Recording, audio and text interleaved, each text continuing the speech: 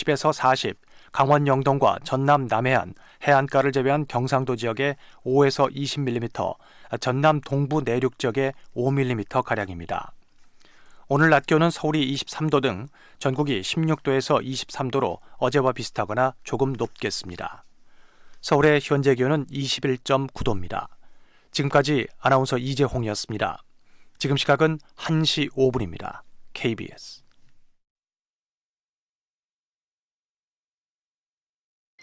KBS 1라디오. 야, 왜? 점심시간에 뭐하냐? 자야지. 야, 그러지 말고 이거 한번 들어봐. 뭔데?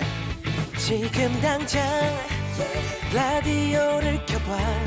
나른한 오후 깨울 시사 토크쇼. 모두가 즐길 수 있고 함께하는 시간. 유쾌하고도 신나는 시사 토크쇼. 오태훈의 시사본부.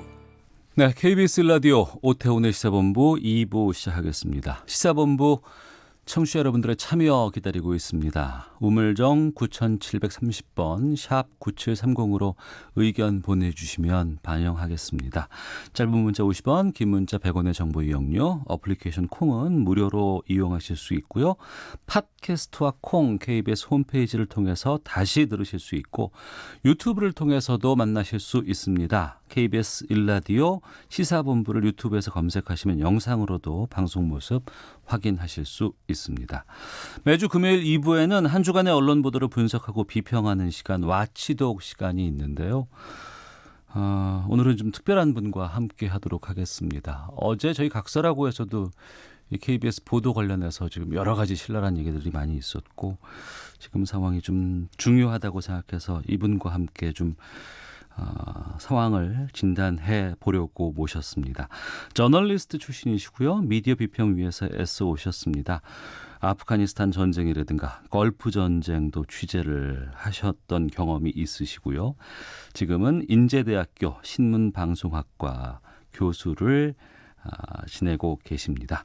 김창룡 교수 모셨습니다. 어서 오세요. 네, 안녕하십니까. 예. 오랜만에 나오니까 목이 메입니다. 김 교수님 KBS 오랜만에 오셨죠? 그렇죠. 아마 아슬한 기억 속에 저는 잊혀진 인물이 됐습니다. 왜 그랬었어요? 이명박 박근혜 정부 때 저도 사실상 이 라디오뿐만 아니라 TV에서도 제가 부산 KBS 사회를 보고 있었는데 하루아침에 잘리고요. 그런 우여곡절이 있었다가 이번에 이렇게 나와보니까 정말 감회가 새롭습니다. 예. 자, 와치도 본격적인 주제로 좀 말씀을 좀 나눠보도록 하겠습니다. KBS가 이번 조국 전 장관 관련한 상황에서 정경심 교수의 PB를 맡고 있는 김경록 씨와 인터뷰를 했습니다. 그런데 이것이 검찰과 관련해서 연관이 있다더라, 여러 가지 의혹이 있다더라, 이런 것들이 또 유시민 노무현재단 이사장의 1인 미디어 유튜브 방송에서 의혹 제기가 있었고 이것이 여러 논란을 낳고 있습니다. 지금도 진행 중인 상황이고요. 또 어제 KBS 국감이 있었는데 국회에서 이 자리에서도 여러 가지 논란들 또 여기에 대한 질타가 쏟아져 나왔습니다. 먼저 어제 국감도 좀 보셨을 것 같아요. 네. 어떻게 보셨어요? 일단 이 국감에서 두 가지 얘기가 나왔는데 두 가지를 나눠서 봐야 될 것 같습니다. 하나는 KBS 여기자에 대한 성희롱성 보도.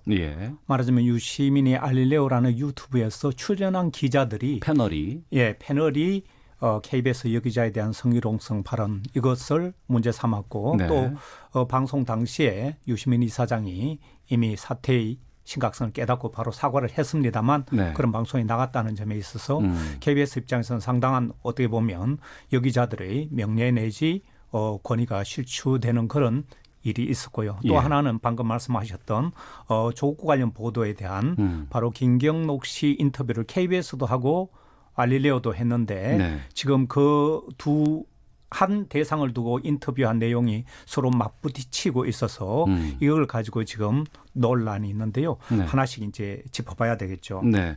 그러면 먼저 그 보도의 편향성 문제가 지금 제기가 되고 있는 상황입니다. KBS 보도가 편향됐다라는 부분이 있는가 하면 또 한편으로는 이제 여기에 대해서 이제 의혹이 있다라고 지금 얘기가 나오고 있는데 이 논란의 본질부터 좀 짚어주시죠.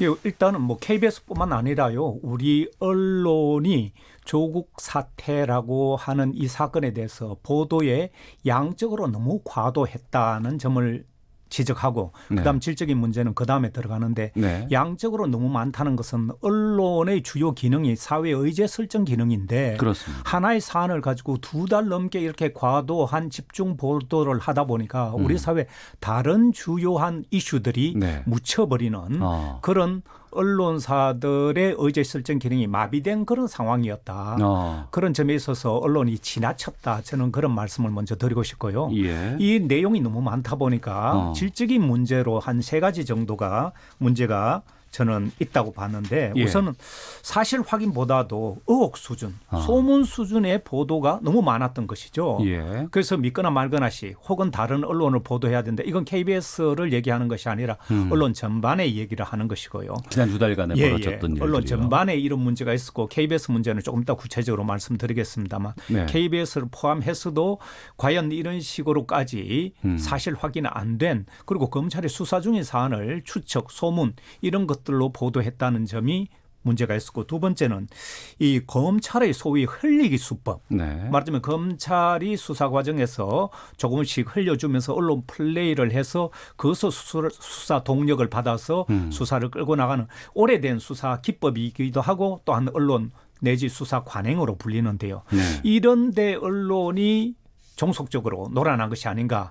그래서 검찰의 받아쓰기 네. 이런 것이 똑같이 이번에도 반복됐다는 점에 있어서는 상당히 문제가 고질적이다. 예. 마지막으로는 검찰의 말을 진실로 간주하는 언론인들의 이런 보도 행태는 문제가 있다. 네. 실체적 진실은 검찰이 밝히는 것이 아니라 법원에 가서 따져서 판단해 주는 것이 최종적인 실체적 진실인데 네. 검찰의 말을 무조건 진실, 사실로 믿고 그걸 보도해서 여론 재판으로 몰고 가는 데 대한 언론의 이런 책임도 가볍지 않다. 네. 그래서 요 3가지 정도로 일단 질적인 문제로 저는 꼽아봤습니다. 예.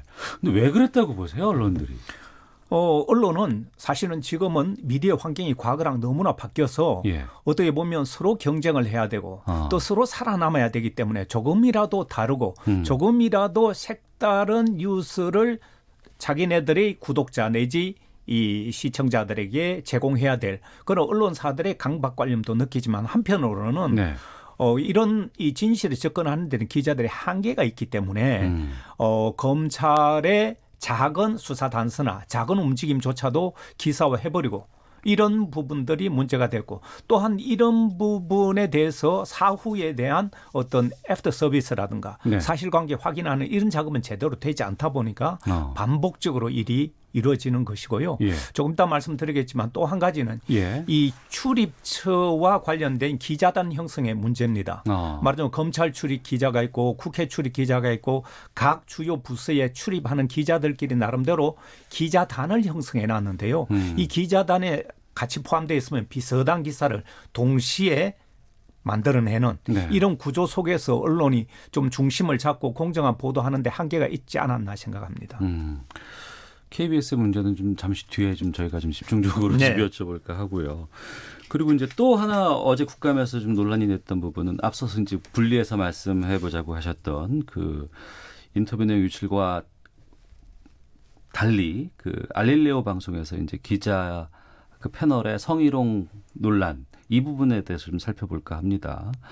또 여기에 대해서 이제 그 어제 국감에서도 뭐 KBS 대처가 미흡하다, 뭐 1인 유튜버에 휘둘리고 있다 이런 지적들이 나오기도 하고 이런 부분들은 우리가 어떻게 봐야 될까 궁금합니다. 저는 정치권이 지나치게 네. 언론에 감나라, 대추나라고 하는 식의 주문은 굉장히 위험하기 때문에 네. 저는 그것은 온당한가는 따져봐야 되고요. 그리고 그 알릴레오에서 성희롱 발언 나오는 과정이나 이런 걸 보면 그게 직접 유시민 이사장이 거기서 직접 발언한 것이 아니고 네. 패널들이 발언한 것을 그것을 사태 수습하는 데 앞장섰기 때문에 네. 유시민 이사장을 직접 공격할 수가 없는 것이죠. 물론 그런 판을 만든 데 대한 책임은 예. 뭐 없다고는 할 수 없지만 그리고 그것에 대해서 저는 KBS가 왜 미온적으로 좋지 않느냐. 저는 KBS가 일개 유튜브와 동일 선상에 놓고 비교해서는 안 된다고 생각하고요. 네. 법원에 가더라도 이 무기 대등의 원칙 차원에서 이런 유튜버와 KBS 같은 큰 공영방송이 똑같은 선상에서 같이 대응을 하는 것은 오히려 불리합니다. 그래서 저는 저런 유튜버들은 저런 식으로 자기네들이 잘못에 대해서 벌써 얘기를 하고 있기 때문에 KBS 같은 공영방송은 그게 지나치게 민감하게 소송을 한다든가 네. 이런 식으로 나서는 것은 저는 온당치 못하고 오히려 KBS 사장께서 네. 좀 검토해보겠다 하시는 그런 식으로 유보한 것은 저는 공영방송으로서 좀 신중하고 책임 있는 모습이다. 네, 네. 그래서 다른 언론사와 동일 선상에 유튜브를 두고 비교 대응해서는 안 된다는 것입니다. 그런 네. 점에 있어서는 저는 KBS가 신중한 대응을 잘한 것이다 이렇게 봅니다. 그러면 향후에 지금 뭐 여기자 협회에서 뭐 성명을 낸다거나 지금 이런 움직임들이 지금 있는데 이 문제의 경우에는 KBS가 어떻게 대처하는 것이 바람직하다고 보세요? 여기자 협회는 당연히 여기자들에 대한 성희롱성 발언에 문제시 해야 되겠고 예. 저는 그것은 당연히 필요하다고 생각합니다. 그리고 KBS 여기자 입장에서는 자신을 거론해서 취재와 무관하게 그런 식의 어떻게 보면 이미지를 실추시키고 사회적 평가를 저하시키는 그런 보도를 내보냈다는 데 대해서는 개인적으로 얼마든지 문제 삼을 수 있습니다. 네. 다만 KBS란 이름으로 조직적으로 대응하고 이런 부분은 과도하지 않느냐. 우리 사회는 항상 보면 과도한 권력이나 과도한 대응 방식이 문제를 키우기 때문에 네. 이런 부분은 유튜브에서 일어났던 일이기 때문에 그걸 무시하라는 것이 아니라 기자 개인의 문제로 남겨야지 KBS가 조직적으로 대응할 사안은 아니라고 봅니다. 알겠습니다. 한 주간의 미디어 비평을 하는 시간이죠. 와치독. 오늘은 특별히 인제대 신문방송학과 김창년 교수와 말씀 나누고 있습니다. 청취자 2536번 쓰시는 분께서 KBS에서 이런 내용 다뤄주니 신선한 느낌이 듭니다. 자아성찰하는 자세 좋다고 봅니다. 라고 말씀해 주셨는데요. 논란의 시작점으로 좀 올라가 보겠습니다. 조국 전 법무부 장관의 부인의 자산 관리를 맡은 직원 김경록 PB의 KBS 인터뷰 내용과 취재 과정에서 인터뷰 진위가 왜곡됐다. 또 검찰과 유착하는 의혹이 있다는 유시민 이사장의 의혹 제기에서 이 내용이 시작이 됐습니다. 이 사안 좀 집중적으로 좀 살펴봐 주세요. 예, 저는 뭐 이 복잡한 사안인 것 같지만 복잡하지 않습니다. 네.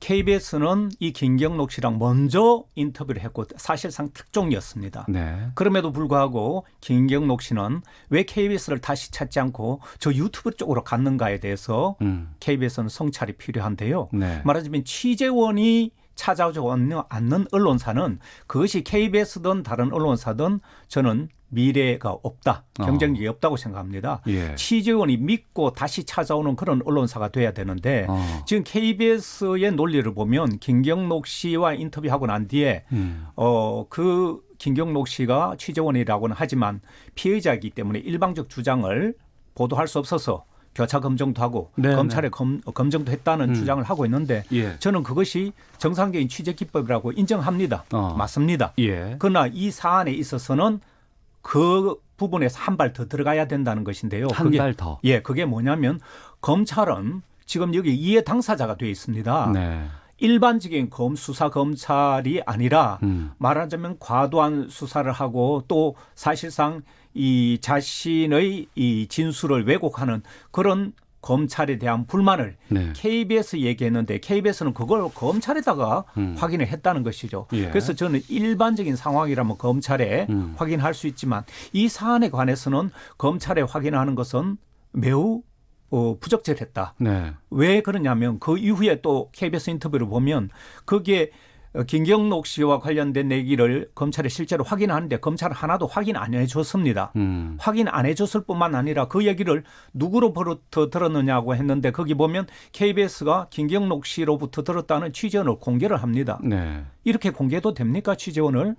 저는 기자들은 취재원을 보호해야 될 그런 의무가 있고요. 앞으로의 취재를 위해서 비록 검찰이 안다 하더라도 내 네. 입으로 확인해 주는 것은 또 다른 차원의 문제이기 때문에 그 부분에 있어서는 저는 KBS가 과연 그런 지금 취재 과정에서 논란은 인정한다 하더라도 그런 부분은 좀 적절치 못했다는 생각이 들고 저는 가장 중요하게 봐야 되는 것은 네. 그렇다면 왜 김경록 씨가 자신의 발언이 왜곡됐다고 생각했을 때 다시 한번 KBS 오지 않았느냐는 것이죠. 아. 그것은 다시 안 오고 저 유튜브로 가버리지 않았습니까? 그것은 네. 그 KBS와의 신뢰관계가 형성돼 있지 않다는 것입니다. 이 어쩌다가 취재원이 KBS로 찾았는데 네. 그런 왜곡 보도라는 불만이 있었는데 있으면 다시 와서 내 얘기를 정확히 해주세요라는 그런 어떻게 보면 믿음이 있었다면 다시 왔을 텐데 제작진과 믿음이 형성되지 않다 보니까 네. 유튜브 쪽으로 가버렸다는 것은 저는 KBS가 이 시점을 다시 되돌아봐야 된다. 네. 이뿐만 아니라 저는 KBS를 아끼는 마음이 간절하고요.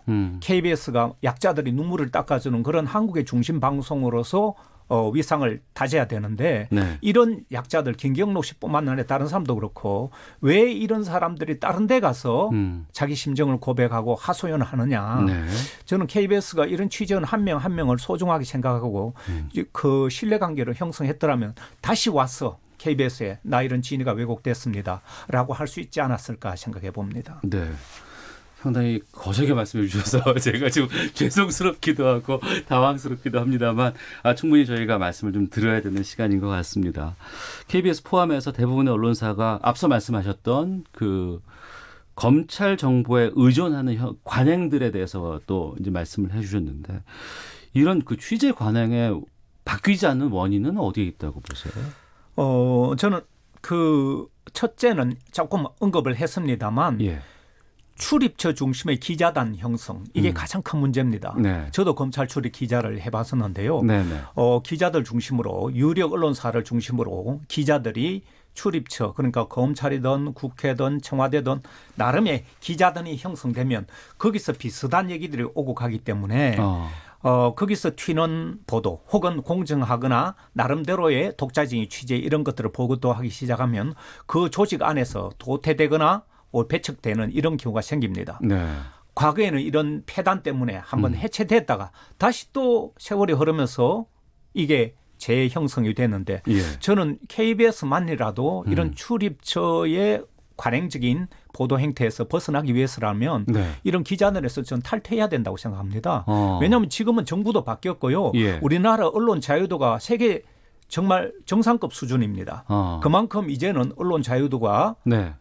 높아졌기 때문에 관변에 의존해서 보도하는 그런 시점은 지났다는 것입니다. 정보공개 청구도 할 수 있기 때문에 네. 저는 KBS라는 공영방송사는 다른 언론사와 달라야 된다. 예. 말하자면 검찰청 출입 기자단에서 먼저 탈퇴해서 이런 취재 보도 관행에서 우리는 탈피해서 공정하고 독자적인 취재 보도를 하겠다. 이런 선언이 저는 있어야 된다. 네. 그리고 또 하나는 지금 계속해서 제가 그런 것을 보고 있는데 우리나라 언론은 검찰의 발표나 검찰의 이런 수사 내용이 사실로 다 간주합니다. 그러다 보니까 재판도 받기 전에 여론 재판으로 이미 죄인이 돼 있고 구속도 되기 전에 벌써 구속하면서 벌써 사람을 죄인으로 만들어 놓는 여기에는 검찰 중심의 보도가 자리 잡고 있거든요. 예, 예.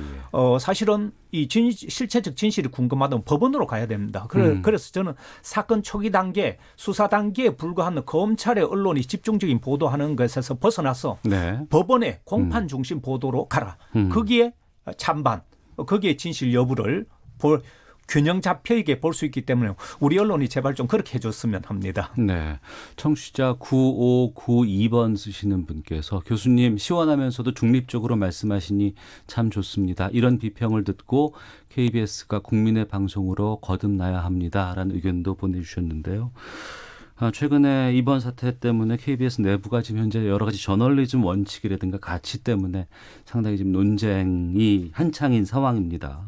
앞서서도 말씀해 주셨습니다만 KBS 보도국이 김경록 씨 인터뷰 내용과 관련해서 여러 가지 좀 논란들이 좀 있는 것이 사실이기도 하고요. 또 검증 절차를 거쳐서 보도하는 게 또 정통 저널리즘의 기법이다. 이런 주장도 하고 있는 상황이기도 합니다. 이 부분에 대해서도 좀 말씀을 좀 해주세요. 사실은 저는 이런 논란이 있고 네. 내부적으로 아주 뜨거운 논쟁을 한다는 것은 그만큼 건강하다는 저는 증거라고 보는데요. 네. 그러나 이 내부의 논리 구조를 이렇게 보면서 기자들은 당연히 반발할 수 있습니다. 그리고 사회부장이 반발하고 그런 부분도 저는 이해가 가는데요. 네. 그런 인터뷰 내용을 보고 사장단에서 이거는 외부의 중립적인 시각으로 한번 검증을 받아보자. 이 부분이 굉장히 저는 아쉽게 느껴지는데요. 아, 예.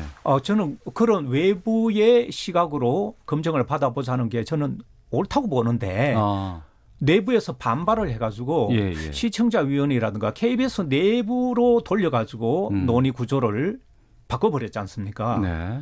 우리 사회가 아시다시피 검찰은 자기 식구 제대로 수사 못하고 학교는 자기 교수나 교사들에 대해서 제대로 징계 못 내리고 말하자면 팔이 안으로 굽는다 이 문화가 팽배해 있기 때문에 네. 저는 이 기자들 입장에서 우울한 측면이 있겠지만 오히려 이런 논란이 커질 때는 제3자의 시각으로 공정하게 받아보고 KBS가 즉각적으로 반론을 제기하고 그 사실이 아니라고 보도했을 정도로 자신이 있었지 않습니까? 네. 그렇다면 제3의 중립적인 위원회를 통해 가지고 사실이 아니라면 검증이 되는 것입니다. 그런데 KBS 내부적으로 사실이 아니라고 발표하면 신뢰도가 전 떨어진다 그렇게 보기 때문에 네.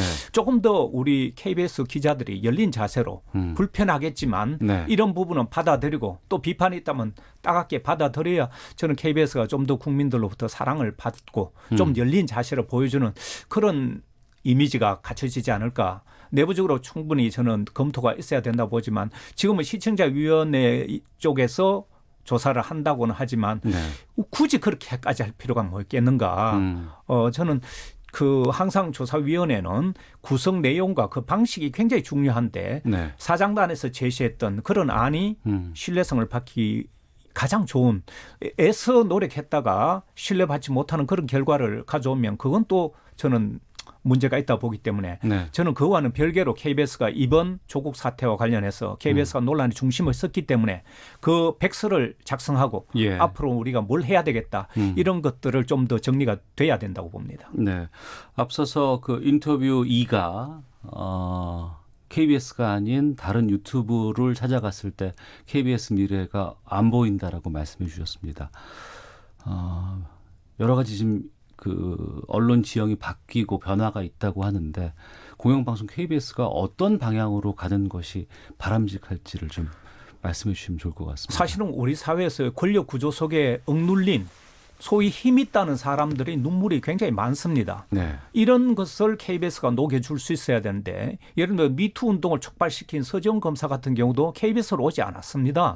공영방송으로 오지 않고 오히려 저 종합편성 채널로 가버리고 JTBC로 예, 갔었죠. 뭐 그런 식의 일이 벌어지고 이번 같은 경우도 조국 사태 보도에서 이 인터뷰이가 KBS 왔다가 떠나버리는 이런 모습을 보고 저는 KBS가 앞으로 해야 될 것은 일단은 네. 이런 눈물을 가지고 울분 있는 취재원들에 대해서 진정으로 가슴을 열고 이들의 목소리를 경청하고 반영하는 그런 진지한 노력이 따라야 된다는 점 하나 하고 네, 네. 그리고 그와 함께 신뢰관계가 예. 굉장히 중요한데 저는 제작진 특히 기자나 PD들은 이런 값진 취재원이 왔고 특종이 왔을 때는 그 사람 얘기를 충분히 듣고 왜곡 여부가 나오지 않도록 이런 것을 선진 언론에서는 그렇게 하고 있습니다. 네. 취재원에게 보도하기 전에도 이런 부분을 다시 확인하는 절차까지 갔는데요.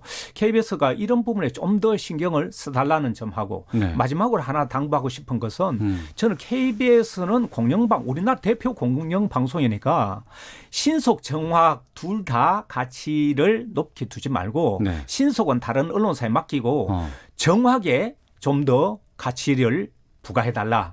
신속 정확 두 마리 토끼를 다 잡기가 너무 힘듭니다. 예. 그래서 KBS를 보면 우리 뉴스의 정확성을 알 수 있다. 조금 신속성은 떨어지더라도 예. 뭐 사람들에게 이런 믿음을 줄 수 있다면 저는 KBS가 다시 한번 국민의 중심 방송으로서 우뚝 설 날이 오리라고 봅니다. 네. 양쪽으로 많이 혼나고 있거든요. 바로 설 수 있을까 어떻게 보세요? 저는 이 혼난다는 그 표현이 저는 애정이 없으면 이렇게 혼내지를 않습니다. 무관심이 더 무서운데요. 나름대로 비판하고 주문을 하고 이렇다는 것은 미련과 애정이 있기 때문에 저는 그렇습니다. 제가 이런 얘기를 하면 저에 대해서 잘했다는 목소리도 있지만 왜 쓸데없이 그런 소리 하느냐 혹은 반발하는 이런 사람도 굉장히 많습니다. 저도 그런 말을 들으면서 성장하듯이 비판 없는 성장은 없습니다. 그래서 저는 왜 내 외부의 비판을 KBS가 이렇게 겸하게 듣고 제작에 반영한다면 저는 미래가 분명히 있다고 움츠러들지 말라고 당부드리고 싶습니다. 네. 명심하겠습니다. 청취자 1550님께서 김창룡 교수님 좋은 말씀 들으니 속이 다 시원합니다. 자주 나와서 시원한 비평 부탁드립니다라는 의견 보내주셨습니다. 자, 오태훈의 시사본부 주간 미디어 비평 와치독 오늘은 특별히 인제대 신문방송학과 김창룡 교수와 함께했습니다. 오늘 말씀 고맙습니다. 네, 감사합니다. 헤드라인 뉴스입니다. 문재인 대통령이 이낙연 국무총리의 일본 방문을 계기로 아베 신조 일본 총리